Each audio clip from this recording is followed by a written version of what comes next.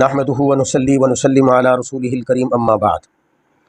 عن عمر بن الخطاب رضی اللہ عنہ قال بينما نحن عند رسول الله صلى الله عليه وسلم ذات يوم اذا طلع علينا رجل شديد بياض الثياب شديد سواد الشعر لا يرى عليه اثر السفر ولا يعرفه منا احد حتى جلس الى النبي صلى الله عليه وسلم فاسند ركبتيه الى ركبتيه ووضع كفيه على فخذيه وقال يا محمد اخبرني عن الاسلام فقال رسول الله صلى الله عليه وسلم الاسلام ان تشهد ان لا اله الا الله وان محمد رسول الله وتقيم الصلاة وتؤتي الزكاة وتصوم رمضان وتحج البيت ان استطعت اليه سبيلا قال صدقت.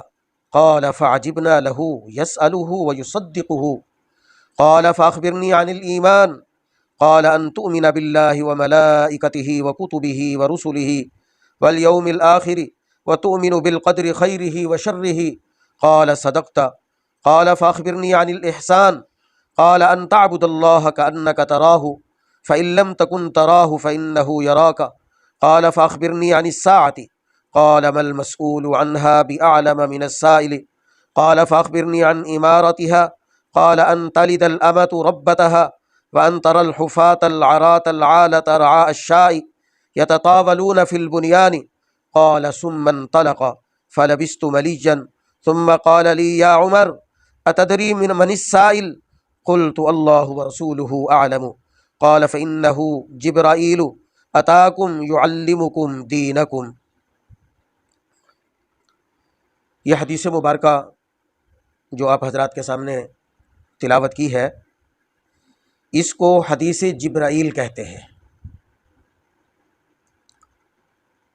اس حدیث کے راوی حضرت عمر بن خطاب رضی اللہ تعالی عنہ ہیں. آپ فرماتے ہیں کہ بینما نحن عند رسول اللہ صلی اللہ علیہ وسلم ذات یوم اذا طلع علینا رجل شدید بیاض الثیاب شدید سواد الشعر لا یرا علیہ اثر السفر. فرماتے ہیں کہ ہم رسول اللہ صلی اللہ علیہ وآلہ وسلم کے ساتھ تھے. اس سے معلوم یہ ہوتا ہے کہ نبی پاک صلی اللہ علیہ وآلہ وسلم صحابہ کے درمیان موجود تھے. اس دوران یہ جو واقعہ ہے یہ پیش آیا ہے. فرماتے ہیں کہ ہم رسول اللہ صلی اللہ علیہ وآلہ وسلم کے پاس حاضر تھے. ذات یوم اذا طلع علینا رجل، اچانک ایک آدمی رونما ہوا، شدید بیاض الثیاب، جو انتہائی سفید کپڑے پہنے ہوئے، شدید سواد الشعر، اور جس کے بال جو ہے وہ بہت زیادہ سیاہ تھے، لا یرا علیہ اثر السفر، اور اس پر کوئی سفر کے اثرات بھی معلوم نہیں ہوتے تھے. یعنی جس سے یہ خیال ہوتا کہ یہ بیرونی شخص نہیں ہے، یہ خیال ہوتا تھا. ولا يعرفه منا احد حتى جلس الى النبي صلی اللہ علیہ وسلم، اور ہم میں سے کوئی ایک اس کو پہچانتا نہیں تھا. اس آدمی کو کبھی ہم میں سے کسی نے نہیں دیکھا تھا، یہاں تک کہ وہ رسول اللہ صلی اللہ علیہ وآلہ وسلم کے سامنے بیٹھ گیا. فاسند رکبتیہ الی رکبتیہ، اپنے گھٹنوں کو رسول اللہ صلی اللہ علیہ وسلم کے گھٹنوں کے ساتھ ملا لیا. ووضع کفیہ علی فخذیہ، اور اپنے ہاتھوں کو رسول اللہ صلی اللہ علیہ وسلم کی ران پر رکھا. وقال یا محمد، اور کہا اے محمد صلی اللہ علیہ وسلم، اخبرنی عن الاسلام، کہ آپ مجھے یہ بتلائیں کہ اسلام کیا چیز ہے، یعنی اسلام کے متعلق سوال کیا. فقال رسول اللہ صلی اللہ علیہ وسلم، پس رسول اللہ صلی اللہ علیہ وسلم نے فرمایا، الاسلام ان تشہد ان لا الہ الا اللہ وان محمد رسول اللہ. اسلام یہ ہے کہ تو گواہی دے کہ اللہ کے سوا کوئی معبود نہیں ہے اور بے شک محمد صلی اللہ علیہ وسلم اللہ کے رسول ہیں. وتقیم الصلاۃ، اور تو نماز قائم کرے. وتؤتی الزکوٰۃ اور تو زکوٰۃ ادا کرے، وتصوم رمضان اور تو رمضان المبارک کے روزے رکھے، وتحج البیت اور تو بیت اللہ کا حج کرے، ان استطعت الیہ سبیلا اگر تو حج کرنے کی استطاعت رکھتا ہے۔ قال صدقت، رسول اللہ صلی اللہ علیہ وسلم کا اس آدمی نے جب یہ جواب سنا تو اس نے کہا کہ آپ نے سچ کہا۔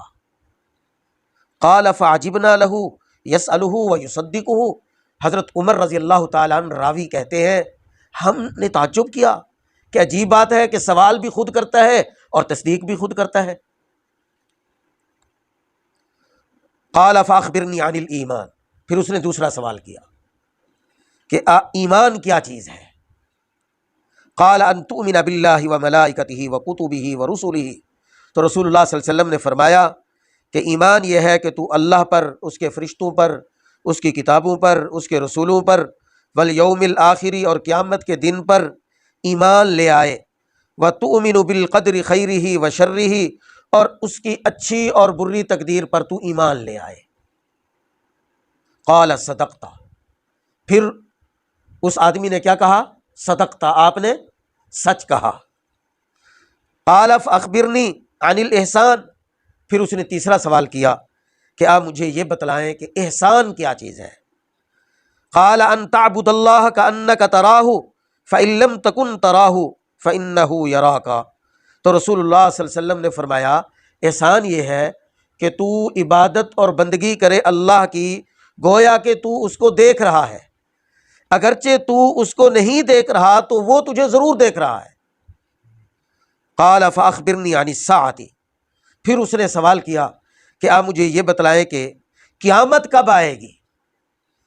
قال مل مسئول عنہا بأعلم من السائل، تو رسول اللہ صلی اللہ علیہ وآلہ وسلم نے فرمایا کہ جس سے سوال کیا جا رہا ہے وہ سائل سے زیادہ نہیں جانتا، جس قیامت کے متعلق جس سے سوال کیا جا رہا ہے وہ سائل سے زیادہ نہیں جانتا۔ قال فاخبرنی عن امارتها، تو پھر اس آدمی نے کہا اچھا آپ مجھے یہ اس کی علامات کے متعلق بتلا سکتے ہیں؟ قال رسول اللہ صلی اللہ علیہ وسلم نے فرمایا ان تلد الامۃ ربتها، کہ قیامت کی ایک علامت یہ ہے کہ لونڈی اپنی مالکہ اور آقا کو جنے گی، لونڈی اپنی مالکہ اور آقا کو جنے گی۔ وَأَن تَرَى الْحُفَاةَ الْعَرَاةَ الْعَالَةَ رَعَاءَ الشَّاءِ، اور دوسری نشانی یہ ہے کہ تم دیکھو گے کہ جن کے پاؤں میں جوتا اور تن پر کپڑا نہیں ہے اور جو تہی دست اور بکریاں چرانے والے ہیں، یتطاولون فی البنیان، وہ بڑی بڑی عمارتیں بنانے لگیں گے، یعنی وہ امیر ہو جائیں گے، غریب لوگ کیا ہو جائیں گے؟ امیر ہو جائیں گے۔ قال، حضرت عمر رضی اللہ تعالی عنہ کہتے ہیں ثم انطلق، یہ باتیں یہ سوال کر کر وہ سائل وہاں سے چلا گیا۔ فلبثت ملیا، کہتے ہیں کہ کچھ دنوں کے بعد، یعنی کچھ دن جو ہے میں ٹھہرا، اور کچھ دنوں کے بعد رسول اللہ صلی اللہ علیہ وآلہ وسلم سے ملاقات ہوئی تو ثم قال لی یا عمر، کہتے ہیں کہ پھر رسول اللہ صلی اللہ علیہ وسلم نے میرے لیے فرمایا اے عمر اتدری من السائل، عمر وہ جو سائل تھا کیا تم اس سائل کو جانتے ہو؟ وہ کون تھا؟ وہ جو سوال کر رہا تھا اسلام کے متعلق، ایمان کے متعلق، احسان کے متعلق، قیامت کے متعلق، علامات قیامت کے متعلق، وہ سائل کون تھا؟ ان کو جانتے ہو؟ قلت اللہ ورسولہ اعلم، حضرت عمر کہتے ہیں میں نے عرض کی اللہ اور اللہ کا رسول زیادہ جانتے ہیں، ہم نہیں جانتے۔ قال فإنہ جبرائیل، تو رسول اللہ صلی اللہ علیہ وسلم نے فرمایا کہ بے شک وہ جبرائیل تھے۔ وہ کون تھے؟ وہ جبرائیل تھے۔ اتاکم یعلمکم دینکم، وہ آئے تھے تمہارے پاس تم کو تمہارا دین سکھانے کے لیے، وہ آئے تھے تمہارے پاس تم کو تمہارا دین سکھانے کے لیے۔ تو اس حدیث میں جو سوال کیے حضرت جبرائیل امین نے وہ 5 امور کے متعلق تھے۔ نمبر 1 اسلام، نمبر 2 ایمان، نمبر 3 احسان، نمبر 4 قیامت، اور نمبر 5 قیامت سے پہلے ظاہر ہونے والی علامات، قیامت سے پہلے ظاہر ہونے والی علامات۔ تو انشاءاللہ تعالی ہم اپنی اگلی ویڈیو میں ان چیزوں کے متعلق الگ الگ جو ہے وضاحت بیان کریں گے۔ ابھی جو ہے بس اتنا ہی بیان کیا ہے کہ حدیث جبرائیل میں رسول اللہ صلی اللہ علیہ وآلہ وسلم سے جبریل امین نے کون سے سوال کیے اور رسول اللہ صلی اللہ علیہ وسلم نے ان کے کیا جواب دیے، پھر ان جوابات کی جو وضاحت ہے وہ اگلی ویڈیو میں پیش کریں گے۔ اللہ رب العزت جو کچھ بیان کیا ہے اس کو سمجھنے کی اور عمل کی توفیق عطا فرمائے۔